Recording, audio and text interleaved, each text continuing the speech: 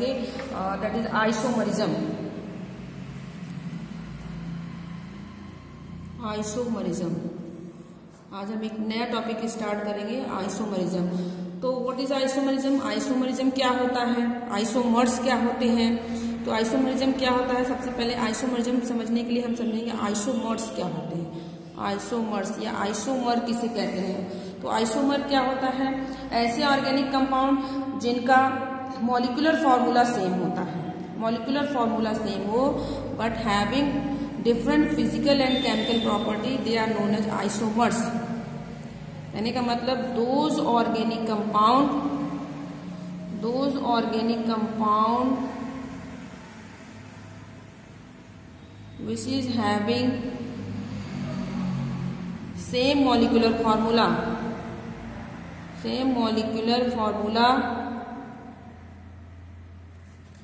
but different physical and chemical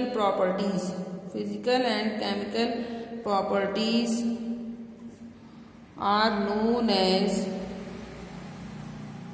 isomer, and this process is known as isomerism. तो कहने का मतलब है व्हाट इज आइसोमर्स? तो ऐसे ऑर्गेनिक कंपाउंड जिनका मॉलिक्यूलर फॉर्मूला सेम हो और फिजिकल और केमिकल प्रॉपर्टी डिफरेंट होती है, उन्हें हम क्या कहते हैं? आइसोमर्स। और इस प्रोसेस को हम कहते हैं आइसोमरिज्म। तो क्लियर है कि आइसोमर्स वही ऑर्गेनिक कंपाउंड या उस ऑर्गेनिक कंपाउंड को आइसोमर्स कहेंगे जिनका मॉलिक्यूलर फॉर्मूला सेम होगा लेकिन हैविंग डिफरेंट, उनकी फिजिकल और केमिकल प्रॉपर्टी डिफरेंट होगी, they are called isomers and this process is known as isomerism. अब हम देखेंगे कि आइसोमर्स कैसे फाइंड आउट करते हैं, एग्जाम्पल्स हम लेकर के इसको फाइंड आउट करेंगे। कॉमन एग्जाम्पल लेते हैं। हमने एग्जाम्पल ले लिया कि कोई भी ऑर्गेनिक कंपाउंड कितने आइसोमर्स बना सकता है, कितने आइसोमर्स बना सकता है। तो नंबर ऑफ आइसोमर्स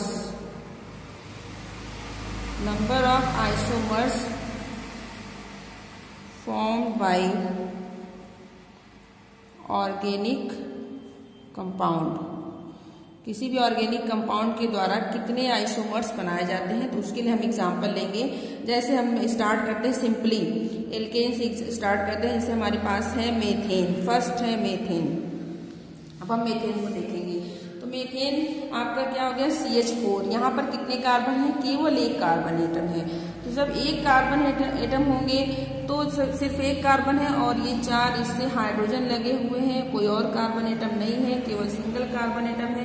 तो इसमें हम किसी भी तरीके से बॉन्ड को चेंज नहीं कर सकते हैं। तो इसके पास केवल एक आइसोमर, 1 आइसोमर बना सकता है, इससे ज्यादा आइसोमर इसके नहीं बनते हैं। इसी क्रम में हम दूसरा लेते हैं एथेन, CH3। ये है आपका एथेन। यहाँ पर भी हम देखते हैं कि 2 कार्बन है, 2 कार्बन एटम है।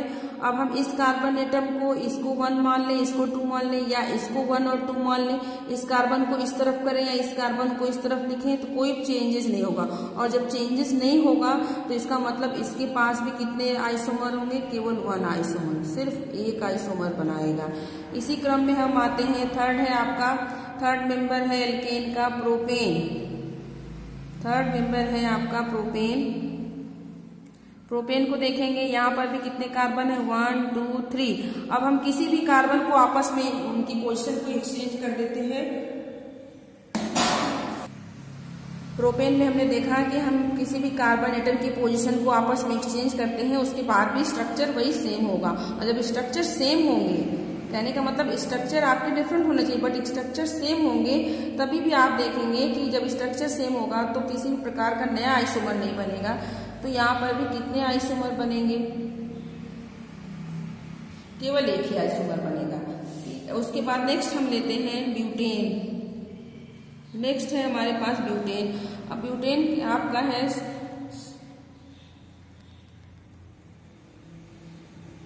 ये कंपाउंड है। अब हम देखते हैं कि क्या ये आइसोमर बना सकता है। तो आपने देखा 1 2 3 4 एक ये बनाया। दूसरा हमने क्या किया, थोड़ी सी कार्बन की पोजीशन को चेंज कर दिया। अब आप देख रहे हैं, अब इन दोनों को आप देखिए, ब्यूटेन में हमने देखा कि हम कार्बन की पोजीशन को चेंज कर दिए तो हमें दो डिफरेंट टाइप के कंपाउंड मिले।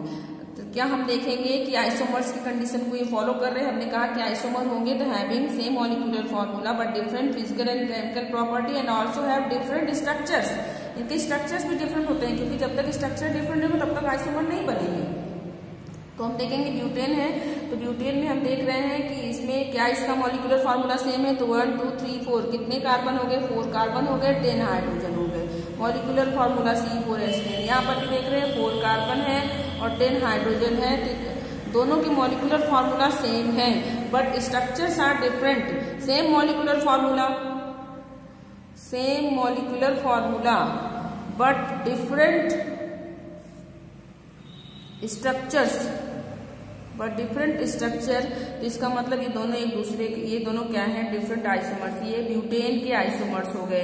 अब क्या हम इसमें और चेंज कर सकते हैं, और चेंजेस नहीं होंगे। तो इसका मतलब ब्यूटेन के टोटल कितने आइसोमर होते हैं, 2 आइसोमर। ब्यूटेन 2 आइसोमर बना सकता है। तो हमने देखा कि कौन सा कंपाउंड कितने आइसोमर बना सकता है। बट हम आपको यहाँ पर एक रूल बताएंगे जिससे हम बड़े आसानी से किसी भी ऑर्गेनिक कंपाउंड का आइसोमर आप फाइंड आउट कर सकते हैं कि वो कितने नंबर ऑफ आइसोमर्स बना सकता है। तो हम यहाँ पर देखेंगे एक रूल, नंबर ऑफ आइसोमर। हमें आइसोमर्स निकालने हैं तो उसके लिए हमारे पास रूल है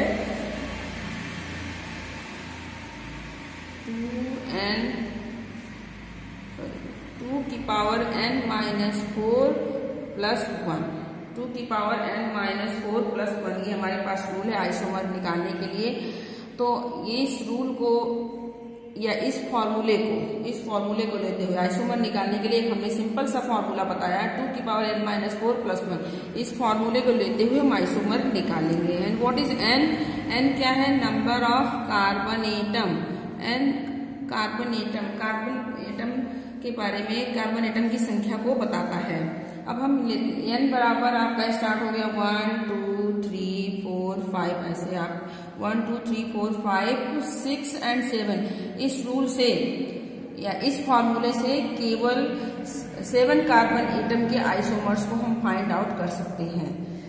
इस फॉर्मूले के द्वारा हम कितने कार्बन एटम के, 7 कार्बन एटम तक के आइसोमर्स को फाइंड आउट कर सकते हैं। अब हम देखेंगे इस फॉर्मूले में रखते हुए n इक्वल टू 1, यदि हमने रख दिया n इक्वल टू 1 तो हम फॉर्मूले पे रखेंगे 2 की पावर 1 माइनस 4 एंड प्लस 1। तो क्या मिल गया आपका 2 की पावर माइनस 3 प्लस 1। तो निगेटिव पार्ट्स को नेगलेक्ट कर देंगे तो क्या बन गया 1। कहने का मतलब यदि कार्बन एटम की संख्या 1 है तो कितने आइसोमर बनेंगे, केवल एक आइसोमर, 1 आइसोमर।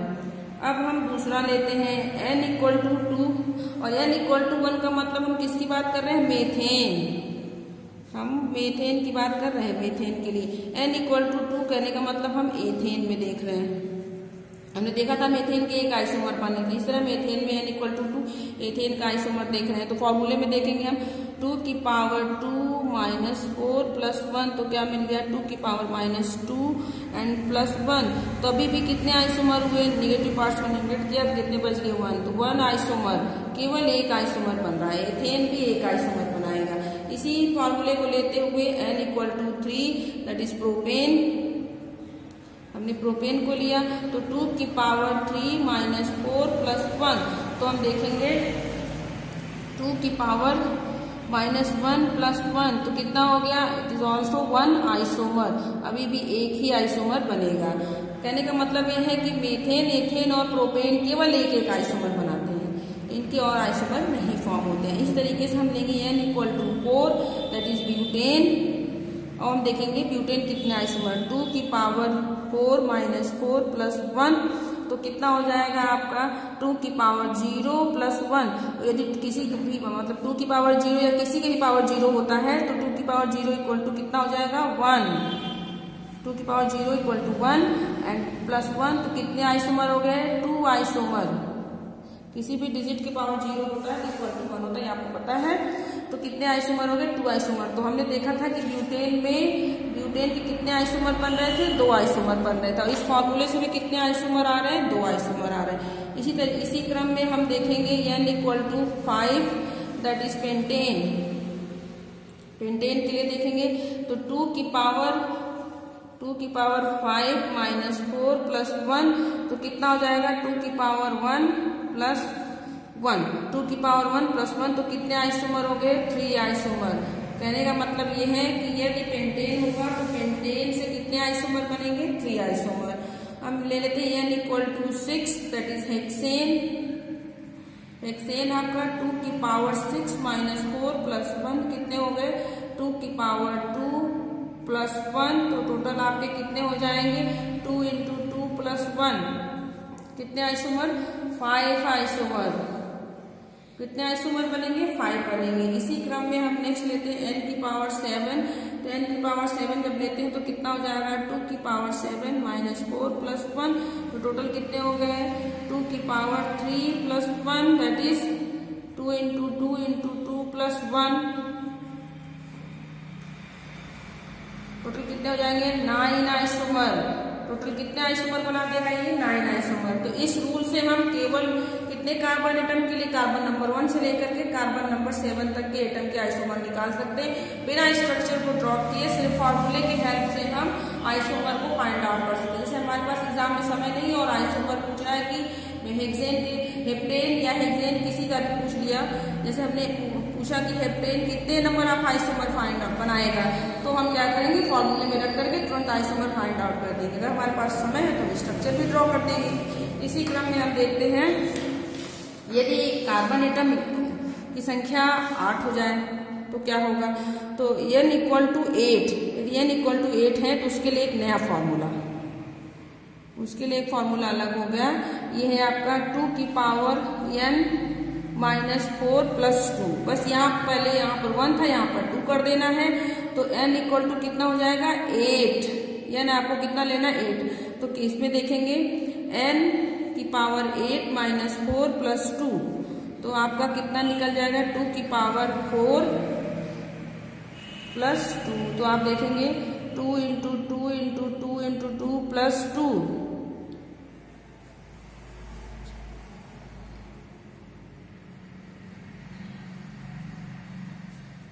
टोटल कितने हो गए? 18 आइसोमर। टोटल आपकी 18 आइसोमर हो गए। इस तरीके से n इक्वल टू 9 हुआ तो उसके लिए फॉर्मूला डिफरेंट हो जाएगा। उसके लिए फॉर्मूला दूसरा है आपका, तो ये क्या हो गया? 2 की पावर n माइनस 4 प्लस 3। अब देखेंगे क्या हो जाएगा आपके n की पावर 9 माइनस 4 प्लस 3, तो n की पावर आपका 2 की पावर 2 की पावर 5 प्लस 3, तो हो जाएगा 2 into 2 into 2 into 2 into 2 and plus 3। Total कितने आइसोमर हो गए? 35 आइसोमर हो गए। n इक्वल टू 10, मैक्सिमम 10 तक आपको बताएंगे। n इक्वल टू 10 है तो इसका फॉर्मूला अलग है, और इसका फॉर्मूला क्या है आपका? 2 की power n minus 4 plus 1 plus n। तो अब हम देखेंगे तो 2 की पावर 10 माइनस 4 प्लस 1 और प्लस n मतलब 10, क्योंकि n कितना है हमारा? 10 है। तो कितने आपके हो गए? 2 की पावर 6 प्लस 1 प्लस 10, तो आपका हो जाएगा total 2 into 2 into 2 into 2 into 2 into 2 plus 1 plus 10, तो टोटल आपके निकल जाएंगे 75 आइसोमर। 75 आइसोमर। अब हम यहाँ पर एक टेबल बना लेते हैं कि कितने नंबर ऑफ कार्बन एटम होंगे तो कितना आपका आइसोमर बनेगा। शॉर्टकट यहाँ पर number of carbon atom and number of isomer, number of carbon atom and number of isomer. एक कार्बन एटम, यदि कार्बन एटम कितना है? 1 है। एक कार्बन एटम है तो आपके कितने आइसोमर बन रहे हैं? 1। कार्बन एटम 2 है तो आइसोमर ऑल्सो 1। कार्बन एटम 3 है तो आइसोमर कितने बन रहे हैं आपके? तभी भी 1 बन रहा है। कार्बन एटम 4 है तो आइसोमर 2 बन रहे हैं। कार्बन एटम 5 के लिए आइसोमर क्या बनता है आपका 3 बनता है। कार्बन एटम 6 है तो उसके लिए टोटल नंबर ऑफ आइसोमर कितने हैं 5 है। कार्बन एटम 7 है तो आइसोमर 9 है। तो 1 से लेकर के 7 के लिए 1 फॉर्मूला 2 की power n-4 plus 1 single formula. अब हमने बताया कार्बन एटम 8 है तो कितने आइसोमर बने थे 18 आइसोमर बने थे। और इसके लिए हमने फॉर्मूला क्या बताया 2 की power n-4 plus 2। Carbon atom 9 है तो टोटल कितने आइसोमर बने थे 35। और इसके लिए हमने नया दूसरा फॉर्मूला बताया दैट इज 2 की पावर n-4 प्लस 3। और यदि आपका कार्बन एटम 10 है तो टोटल कितने आइसोमर बन रहे थे 75। और इसके लिए फॉर्मूला 2 की power n-4 plus 1 plus n। तो इस तरीके से हम फॉर्मूला तो ये तो हो गया फार्मूले के द्वारा आइसोमर्स को फाइंड आउट करना। और सिंपली फॉर्मूला लर्न होगा तो हम बड़े आसानी से आइसोमर्स फाइंड आउट कर लेंगे सिंपली आपके लिए, क्योंकि नंबर ऑफ आइसोमर्स निकालने के लिए या तो आप स्ट्रक्चर ड्रॉ करिए बट हमारे पास समय नहीं है तो हम इस फार्मूले से बड़े आसानी से नंबर ऑफ आइसोमर्स को हम फाइंड आउट कर सकते हैं। अब जैसे हम एक एग्जांपल ले लेते हैं पेंटेन। ये हमारे पास है पेंटेन। हमने बताया पेंटेन का मतलब कितने कार्बन है 5। पेंटेन का मतलब है हमारे पास total number of carbon atom कितने हैं 5। अब हमें इसे आइसोमर बनाना है। हमने बताया था कि इसमें कितने आइसोमर बन रहे हैं फॉर्मूले के अकॉर्डिंग टोटल इसके 3 आइसोमर बनते हैं। 3 आइसोमर नंबर हमें पहले से ही पता है, हम आइसोमर बना लेंगे। अब इसके आइसोमर करने का मतलब मॉलिक्यूलर फॉर्मूला सेम होगा। सिंपल सी बात है कि आइसोमर्स का मतलब दिमाग में रखेंगे कि having same molecular formula but different structures, इनके स्ट्रक्चर्स डिफरेंट होने चाहिए। तो अब हम देखते हैं एक यही हो गया, एक आइसोमर आपका यही हो गया। अब दूसरा हम कार्बन की पोजीशन को चेंज कर देंगे।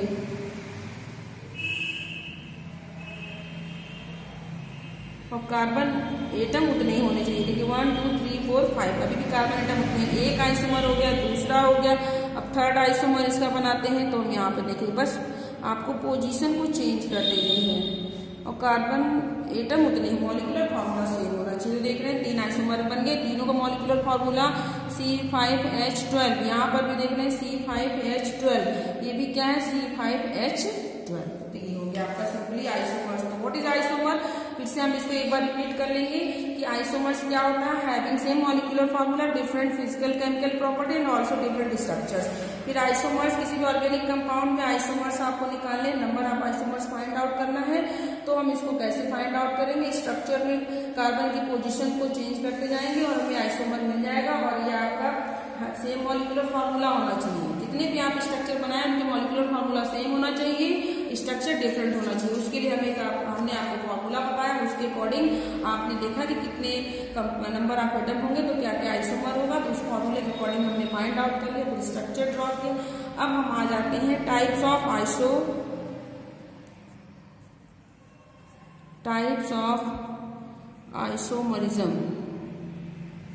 आइसोमरिज्म के टाइप पे।